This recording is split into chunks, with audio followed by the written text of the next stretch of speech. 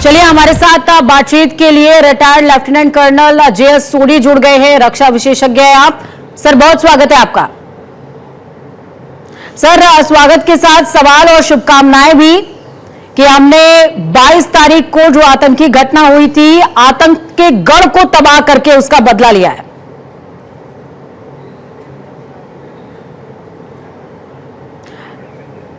शायद सर आपका frame mute है, उसे अनम्यूट कीजिएगा। जी अभी आ रही है आवाज? बिल्कुल, जाबाज सेना के अधिकारी हैं आप सर, और जाबाज आवाज आ रही है। बोला जी। जय हिंद जी। जय हिंद सर। ये मेरा सौभाग्य है कि मैं आपके न्यूज चैनल में हूं। सबसे पहले मैं भारत सरकार, भारतीय सेना, भारतीय वायु सेना और भारतीय नौसेना को नमन और सलाम करना चाहूंगा, जो उन्होंने इतना सफल ऑपरेशन सिंदूर किया। आज तड़के सवेरे, आज सवेरे 3:40 पे सवेरे मेरे को फोन आया न्यूज चैनल का, और तब से लेके मैं रात के 10 बजे तक बैक टू बैक लाइव हूं चैनल्स पे, क्योंकि मैं अपने छोटे उसमें कंट्रीब्यूट करना चाहता हूं। भारतीय सेना, नौसेना, वायुसेना ने जो इतना अच्छा काम किया है, ये एक बार फिर दिखाता है कि हमारी सेना कितनी सक्षम है, कितनी सार्थक है। देखिए, जो लोग पूछे थे कि बहुत दिन हो गए, ये हमला नहीं हुआ, कुछ नहीं हुआ, मैं उनको बताना चाहता हूं, जैसे हमारे संस्कृति संस्कार में लिखा है कि किसी के दहन के 13 दिन तक हम 13वीं मनाते हैं और 14वें दिन हम नॉर्मल काम करते हैं। आज कल 13वीं खत्म हुई, आज 14वें दिन तड़के सवेरे भारत को इतनी खुशखबरी मिली, और इसी के साथ मैं भारत के हर नागरिक को मुबारकबाद देना चाहूंगा कि ये एक बार फिर दिखाता है कि अगर हमारा देश इकट्ठे रहेगा, मजबूत रहेगा, हम दुश्मनों को कितना मुंह तोड़ और करारा जवाब दे सकते हैं। डेफिनेटली इसमें कोई शक नहीं कि ये जो ऑपरेशन था, ये बहुत डिटेल में प्लानिंग हुई थी, और खास करके 9 में से जो 2 टारगेट चुने गए इस बारी, एक था मस्जिद सुभान अल्लाह जो कि भवालपुर में है, और दूसरा मस्जिद तैयबा जो मुर्गे में है। ये दोनों जैश ए मोहम्मद और लश्कर तैयबा के मेन गढ़ हैं। लगातार देखिए, आप भी टारगेट्स का जिक्र कर रहे हैं कि 9 टारगेट्स में से 2 इंपॉर्टेंट थे। मस्जिद सुभान अल्लाह का भी आपने जिक्र किया, और दूसरा तो जैश का कमांड सेंटर ही था। मुरीदके और भावलपुर, ये दोनों कितने इंपॉर्टेंट थे? प्लीज दर्शकों को इसकी इंपॉर्टेंस समझाइएगा। बिल्कुल, देखिए, जितने भी ये आतंकवादी तंजीम पाकिस्तानी धरती से ऑपरेट करते हैं, जो भारत विरोधी कार्रवाइयां करते हैं, उनमें से 2 सबसे बड़े और 2 खूंखार जो आतंकवादी संगठन है, वो है जैश ए मोहम्मद और लश्कर तैयबा।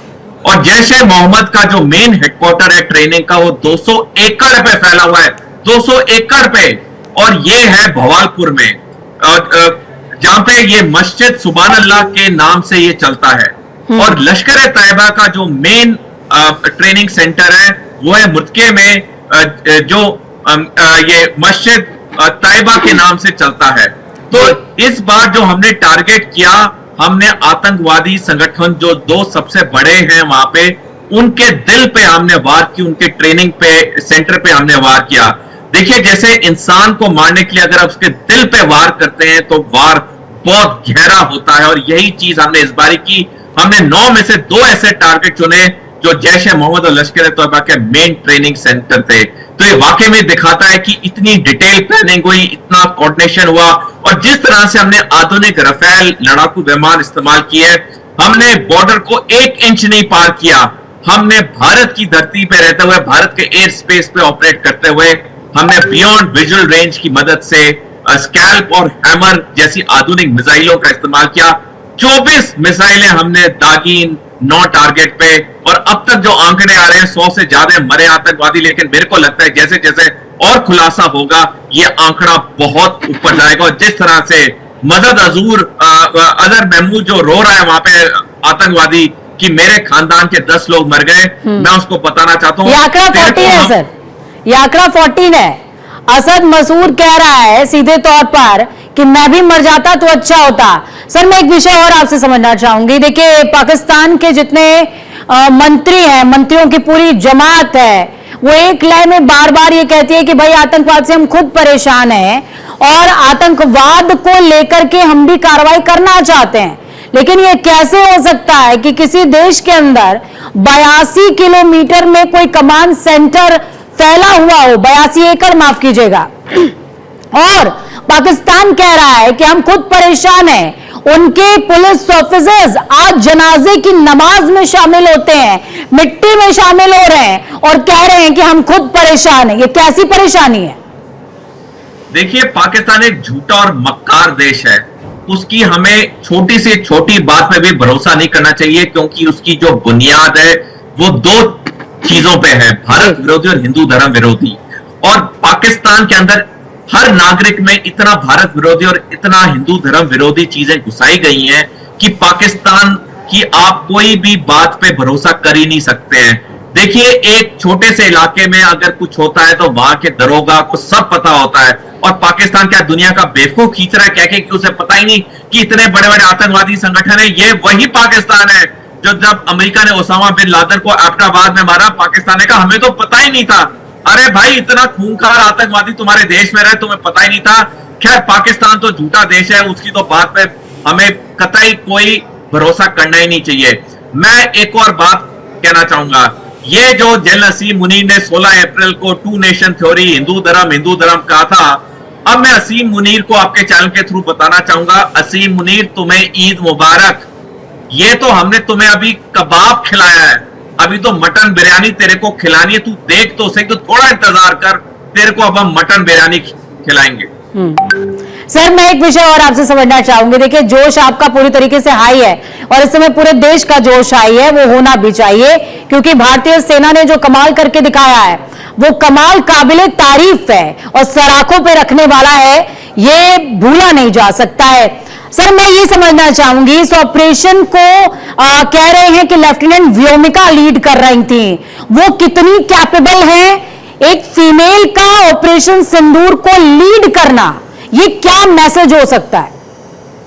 देखिए, पहले तो ये ऑपरेशन का नाम सिंदूर रखना ही बहुत बड़ी और गहरी चीज है, क्योंकि जैसे 26 खानदानों के वहां पे सिंदूर उजाड़े गए आतंकवादियों ने 22 अप्रैल पहलगाम में, तो ये ऑपरेशन का पहली बात तो नाम रखना ही बहुत गहरी बात है। और ये सिग्निफाई करता है कि हमारी जो टॉप लीडरशिप है पॉलिटिकल, हमारी जो सेना की टॉप लीडरशिप है, नौसेना, वायुसेना, नौसेना, तीनों मिला के कितनी सेंसिटिव है कि जो लोग यहाँ पे उनकी मांगे उजाड़ी गई, उसका उन्होंने करारा जवाब दिया। दूसरा, एक लेडी ऑफिसर का यह ऑपरेशन लीड करना एक बार फिर दिखाता है कि हम जवाब देना तो जानते ही हैं, लेकिन जवाब कैसे दिया जाए ताकि असर सालों तक रहे, वो हमसे अच्छा कोई नहीं जानता है। तो ये जो महिला अफसर का ऑपरेशन लीड करना, ये ऑपरेशन का नाम सिंदूर होना, असीम मुनीर को अब समझ आएगा, जब वो कह रहा था ना कि हिंदू धर्म हिंदू धर्म हिंदू धर्म, भारत भारत भारत, अब उसे समझ आएगा कि हम एज अ देश हैं क्या। बिल्कुल, हम एज अ देश हैं क्या। सर, अब मैं काउंटर अटैक्स की बात करूंगी, क्या लगता है, क्या पॉसिबिलिटी और क्या प्रिपरेशन? देखिए, हमें सैनिक पढ़ाई में सिखाया जाता है कि पाकिस्तान का काउंटर अटैक बहुत जल्दी आता है, तो डेफिनेटली हमने देखा बालाकोट हमने 26 फरवरी 2019 को किया, और अगले दिन के समय पाकिस्तान ने काउंटर अटैक किया था, ऑपरेशन स्विफ्ट रिकॉर्ड। इस बार भी हमें पूरा तैयारी रखनी होगी, तैयारी है। मैं अपने देशवासियों को आश्वासन दूंगा कि देना चाहता हूं, हमारी सेना, नौसेना, वायुसेना की पूरी तैयारी है, लेकिन काउंटर अटैक पाकिस्तान से आएगा, बहुत जल्दी आएगा। किस वक्त आएगा वो तो पता नहीं, लेकिन जैसे मैंने बताया, हमें सैनिक पढ़ाई में भी सिखाया जाता है। हमने एक्सपीरियंस भी किया है कई जंगों में जब पाकिस्तान के लड़े, पाकिस्तान पलट के वार बहुत जल्दी करता है। बिल्कुल।